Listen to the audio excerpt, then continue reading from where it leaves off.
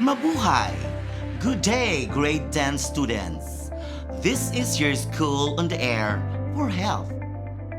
Get ready and we will learn and discover the health-related laws today. I am your teacher, GERARO Legaspino Montana from Kapatagan National High School, Laak South District. And for a moment, we will roam around our lesson 1 in health, focusing the health-related laws.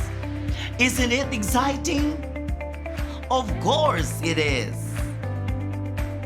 Before we move on, make sure that your stomach is full so that our brain neurons will work well and you can digest our today's lesson. Prepare your module, notebook and pen all throughout the conversation so that you may take down notes, learning, and as well as questions for clarifications. This lesson will help you understand how the different policies that embody your right as a citizen of the country. It will also help you understand how the government works with various institutions to address issues and concerns. At the end of this lesson, you are expected to identify the existing health-related laws and its significance in safeguarding people's health. So let's start with a pre-assessment. Oops! Don't worry, because the result of this activity will not be graded. It is only way to check your prior knowledge about our lesson. Let's get it on! This is a Match Me activity. Let us read the directions. Match the description in column A with the corresponding policies in column B. Write the letter of your answers in your activity notebook. I'll give you 30 seconds to do that. Let us begin!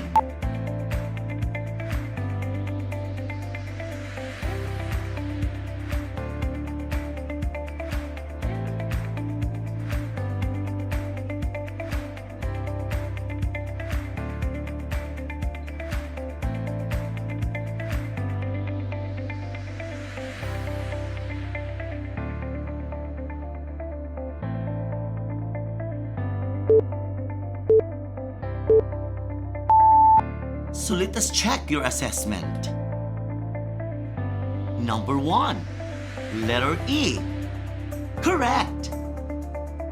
Philippine AIDS Prevention and Control Act. Number 2, letter D. Correct. National Blood Services Act. Number 3, letter A. Cybercrime Prevention Act. Number 4, letter B. Correct. Consumer Act. And number 5, letter C. You're right, Traditional and Alternative Medicine Act. If you've got 4 and below, it is necessary for you to learn from this lesson. If your score is 5, you can still learn from this lesson. Let us go deeper with our lesson. The first health-related law is Consumer Act of the Philippines, or other known as RA 7394. It is a national policy which aims to protect the interests of the consumers and buyers of products and services, promote consumers' general welfare, and to set and maintain standards of conduct for both the business and industrial sectors. The Consumer Act covers the quality and safety of different products like food, drugs, cosmetics, and devices. The policy also promotes the protection of citizens against hazardous substances that may be on sale. Hence, proper labeling and fair packaging shall be required for all the products being sold. Second, Traditional and Alternative Medicine Act of 1997, or other known as RA 8423. It is an act creating the Philippine Institute of Traditional and Alternative Health Care, or PTAC, to accelerate the development of traditional and alternative health care in the Philippines, providing for a traditional and alternative health care development fund and for other purposes. Third is Responsible Parenthood and Reproductive Health Act of 2012, or other known as RA 10354. The Responsible Parenthood and Reproductive Health Act of 2012, also known as the Reproductive Health Law or RH Law, is a law in the Philippines that guarantees universal access to methods such as contraception, fertility control, sexual education, and maternal health care. What is reproductive health? It refers to the state of complete physical, mental, and social well-being, and not merely the absence of disease relating to the reproductive system and to its functions and processes.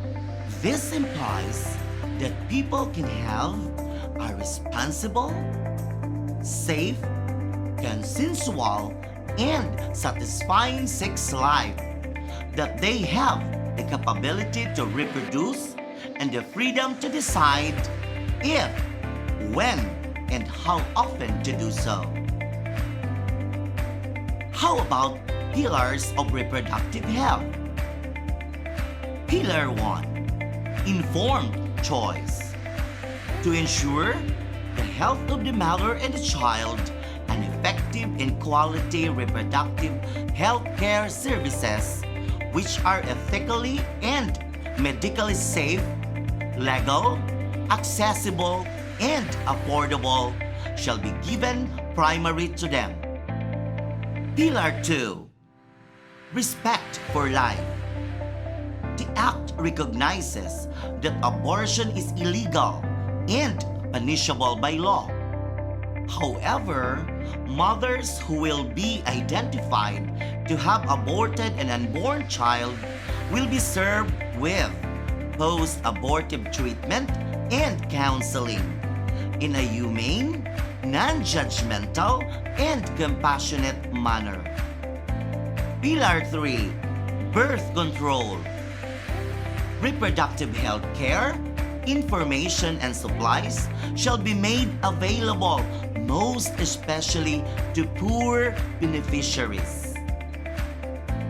Pillar 4. Responsible parenthood. Couples determine their ideal family size.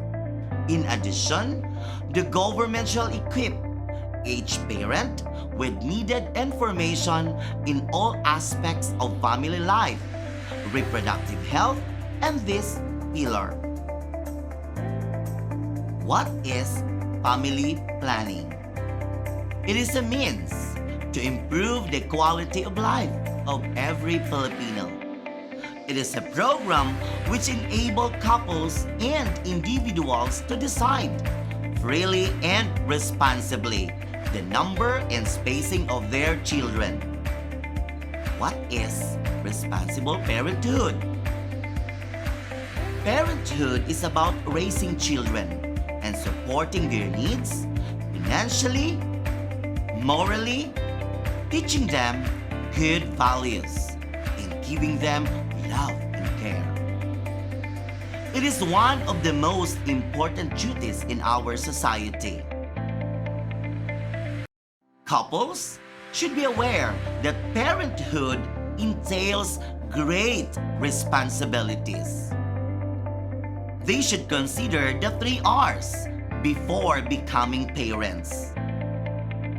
The reason for wanting a child, the resources needed to raise a child, and the responsibilities as parents. What are the responsibilities of parents?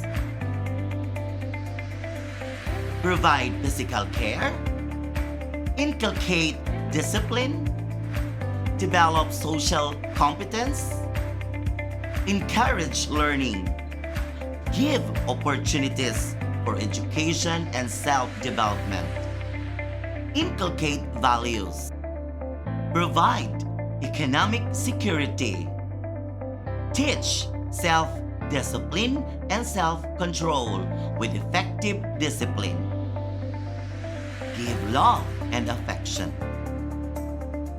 Fourth, Philippine AIDS Prevention and Control Act of 1998, or other known as RA 8504. RA 8504 is an act promulgating policies and prescribing measures for the prevention and control of HIV/AIDS in the Philippines, instituting a nationwide HIV/AIDS information and education program, establishing a comprehensive HIV/AIDS monitoring system, strengthening the Philippine National AIDS Council, and for other purposes. What is human immunodeficiency virus, or HIV? It is a viral infection that attacks and slowly destroys the immune system of the infected person that leads to immune deficiency. What is acquired immune deficiency syndrome, or AIDS? It is a condition characterized by signs and symptoms caused by HIV contracted from another person. How do you get or transmit HIV? You can only get HIV by coming into direct contact with certain body fluids from a person with HIV. These fluids are blood, semen, rectal fluids, vaginal fluids.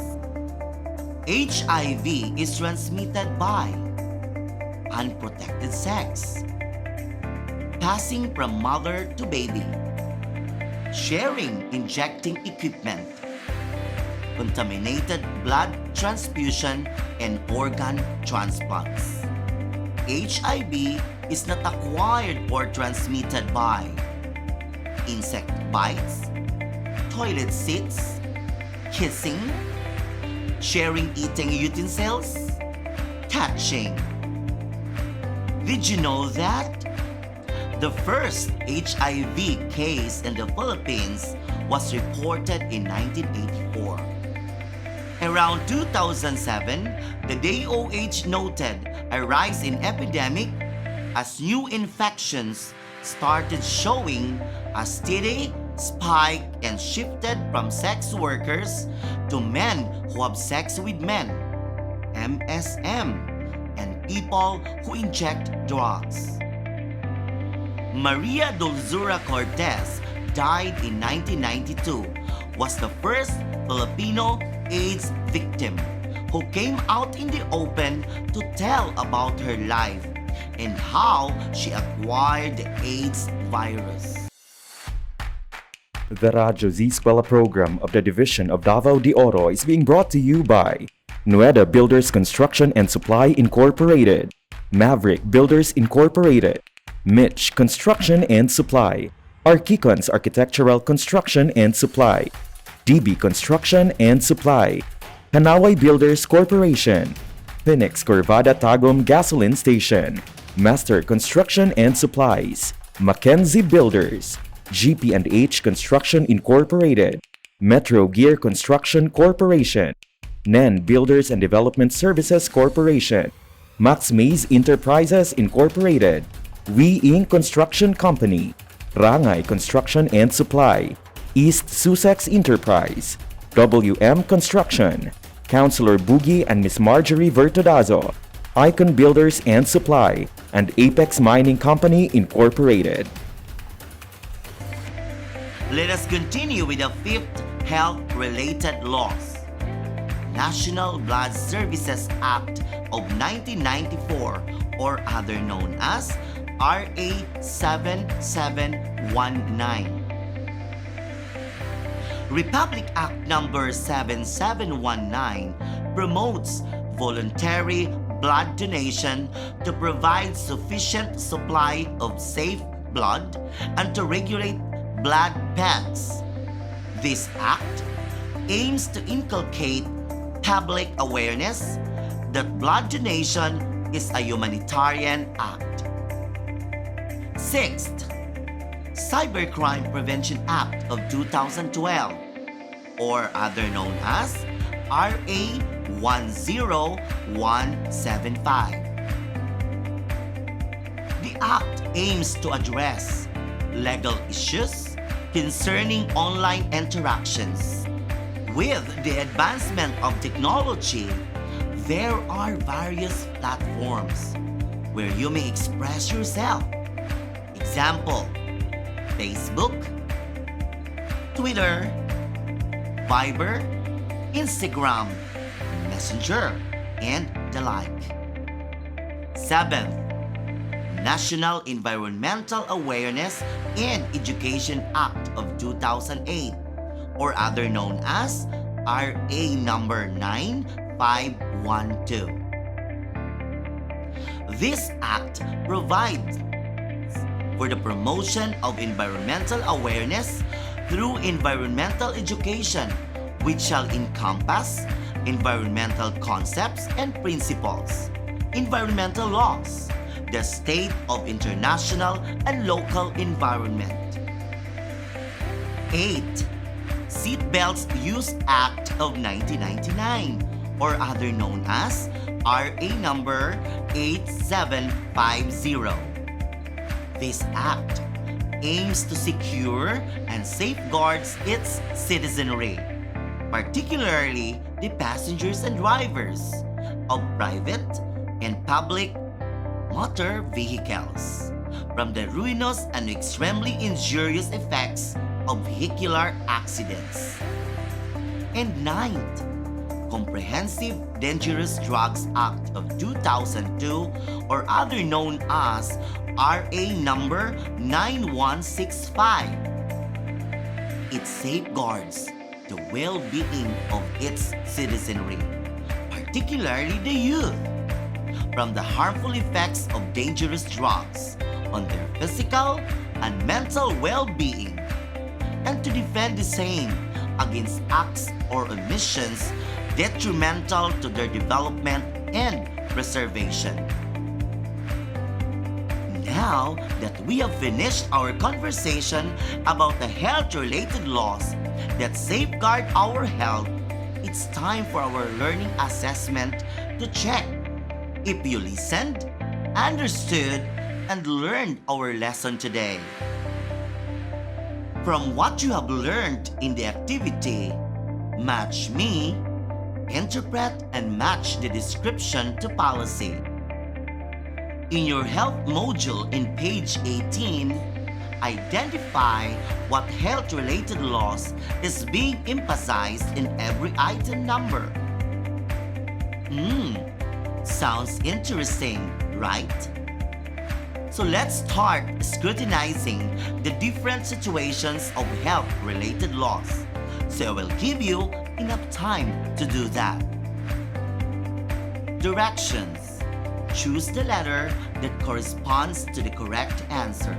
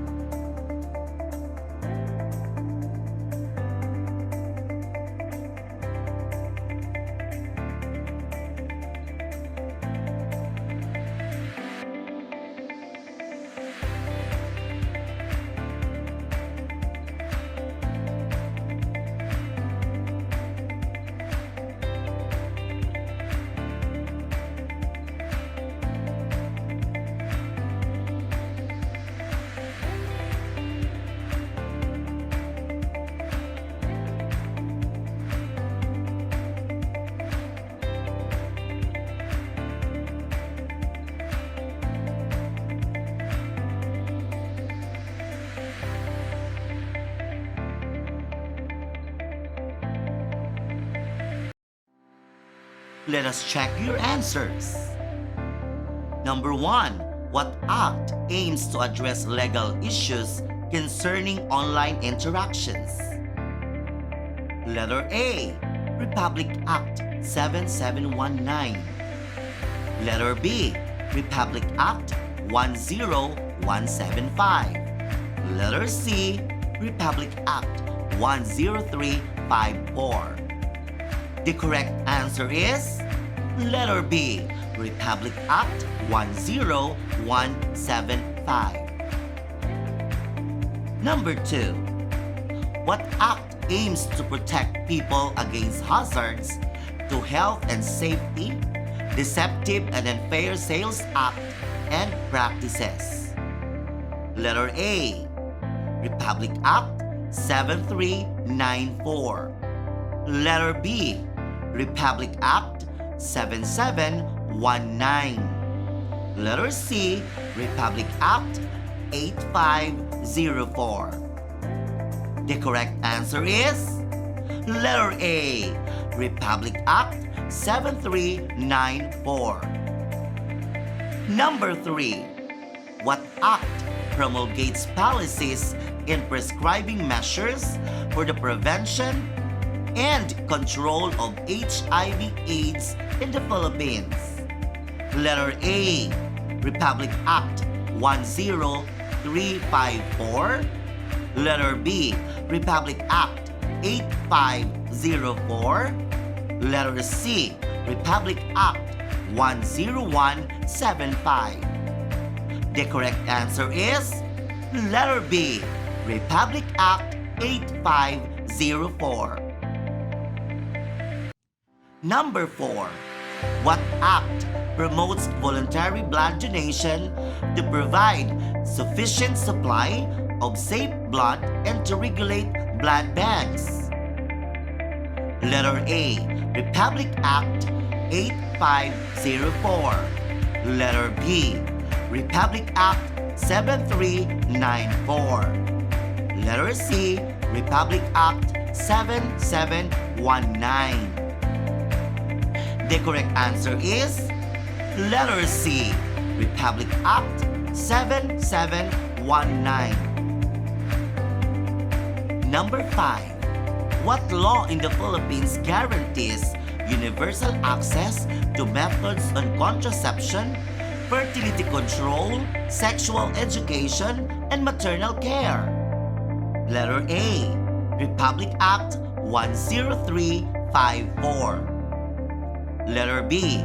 Republic Act 10175. Letter C. Republic Act 7394. The correct answer is letter A. Republic Act 10354. It's amazing to know how you answer it perfectly.